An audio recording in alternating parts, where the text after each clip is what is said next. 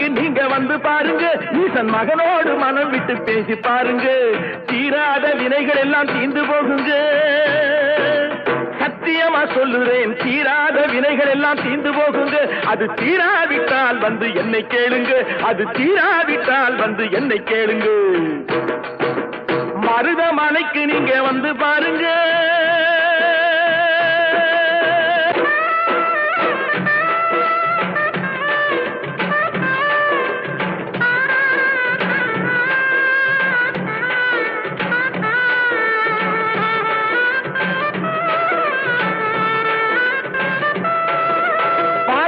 சிவனாரும் மிதிச்ச மலை, இங்கு பாம்பாட்டு சித்தர் வந்து வசிச்ச மலை.